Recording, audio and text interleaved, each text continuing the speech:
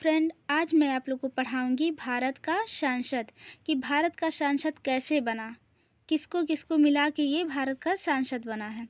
तो भारत का सांसद लोकसभा, राज्यसभा और राष्ट्रपति को मिलाकर क्या बना है, भारत का सांसद। अब कहेंगे लोकसभा और राज्यसभा ये दोनों तो हाउसेस हैं और ये व्यक्ति है।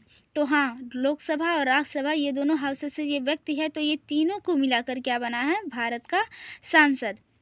अब कहेंगे लोकसभा क्या है और राज्यसभा क्या है। तो लोकसभा क्या है, सांसद के निम्न सदन को क्या कहते हैं, लोकसभा, जो हमने यहाँ पे लिख दिया है ताकि आप लोगों को अच्छे से समझ में आ जाए। तो क्या है, सांसद के निम्न सदन को लोकसभा कहते हैं और राज्यसभा क्या है, सांसद के उच्च सदन को क्या कहते हैं, राज्यसभा कहते हैं। यहाँ निम्न सदन को लोकसभा और उच्च सदन को राज्यसभा। तो आइए जानते हैं ये राष्ट्रपति क्या है।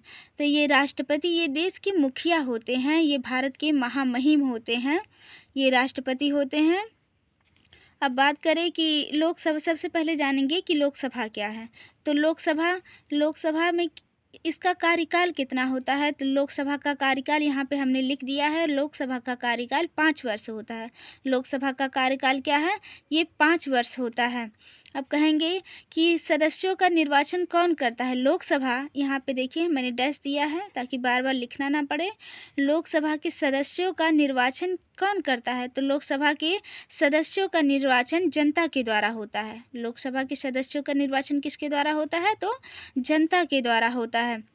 हम बात करें इसकी योग्यता कितनी है, लोकसभा में आने वाले व्यक्तियों की योग्यता कितनी होनी चाहिए।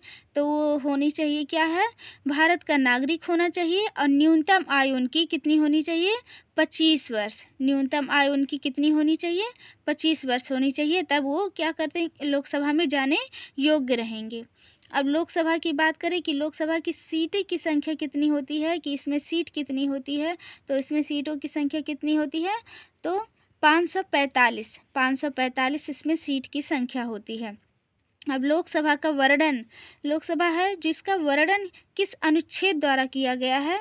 ये लोकसभा का वर्णन किस अनुच्छेद द्वारा किया गया है। तो अनुच्छेद, यहाँ पे देखिए हमने लिखा है कि लोकसभा के वर्णन किस अनुच्छेद द्वारा किया जाता है। तो अनुच्छेद 81 के द्वारा, अनुच्छेद 81 के द्वारा लोकसभा का वर्णन किया गया है।